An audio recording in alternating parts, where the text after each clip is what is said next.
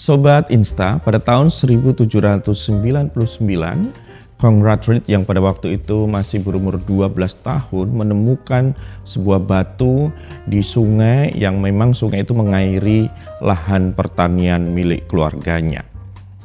Lalu Conrad Reed berusaha untuk mengambil batu itu dan membawanya ke rumah. Dan juga menyampaikan kepada ayahnya yang seorang imigran yang miskin.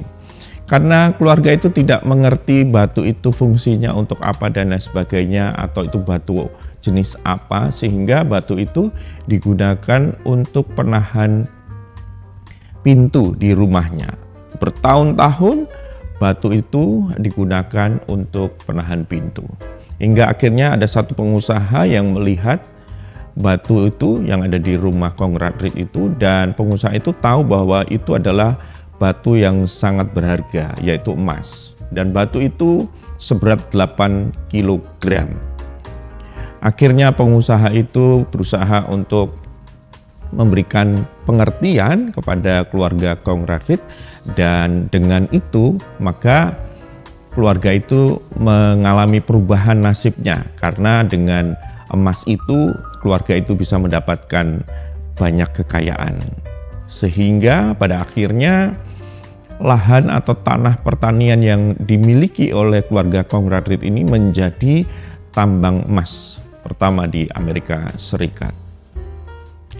Walaupun kita melihat mungkin sayang sekali ya, karena keluarga Conrad Reed ini baru tahu beberapa tahun kemudian.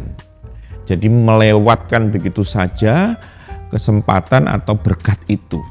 Ini sama saja dengan orang Israel, Sobat Insta semuanya, ketika mereka sudah dipilih oleh Tuhan menjadi umatnya, diberkati, kemudian mengalami berbagai banyak pertolongan penyertaan Tuhan, tetapi mereka tetap tegar tengkuk dan melewatkan perintah Tuhan, melewatkan berkat Tuhan, melewatkan segala macam pertolongan Tuhan dengan sikap yang tentu tidak baik, sehingga umatnya harus dibuang ke bangsa-bangsa yang lain. Apabila ataupun andai saja umatnya ini tidak melewatkan, maka sebenarnya umat Israel atau umat Yehuda, umat kesayangan Tuhan ini akan mengalami kesejahteraan hidup, akan mengalami berkat-berkat yang melimpah. Tapi sayang sekali mereka melewatkan. Walaupun memang pada akhirnya Tuhan menegur mereka, bahkan Tuhan menghukum mereka, tetapi juga Tuhan mengasihi mereka. Yesaya 48 ayat 18 berkata, sekiranya engkau memperhatikan perintah-perintahku, maka damai sejahteramu akan seperti sungai yang tidak pernah kering, dan kebahagiaanmu akan terus berlimpah seperti gelombang-gelombang laut yang tidak pernah berhenti. Sobat Insta semuanya, mari kita selalu mengingat dan memiliki kepekaan dalam kehidupan ini. Apa saja yang Tuhan sudah perintahkan, apa saja yang Tuhan sudah berikan, pertolongan, penyertaan, kasih dan karunia-Nya melimpah bagi kita semuanya. Apakah kita melewatkan itu semuanya dengan menjalani kehidupan sesuai dengan kekuatan diri kita sendiri, tidak mau menuruti perintah-perintah Tuhan?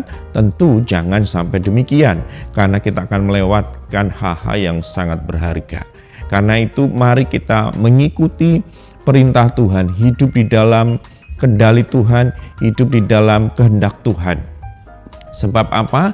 Karena ketika kita tidak memiliki kekuatan untuk menjalani hidup dengan bijaksana, maka kita perlu bimbingan dan penyertaan Tuhan. Kita tidak memiliki kekuatan untuk menjalani hidup dengan bijaksana tanpa bimbingan dan penyertaan Tuhan. Mari kita minta bimbingan Tuhan dan penyertaan Tuhan. Peraturannya, didikannya, dan firman-Nya itu akan menjadi bekal untuk kita menjalani kehidupan ini secara bijaksana. Jangan melewatkan momen-momen tertentu, jangan melewatkan perintah dan penyertaan Tuhan, firman Tuhan dan lain sebagainya. Tetapi ikutilah itu dan rasakan berkat Tuhan ada dalam diri kita. Tuhan memberkati dan menyertai kita semuanya. Salam Insta, inspirasi untuk kita.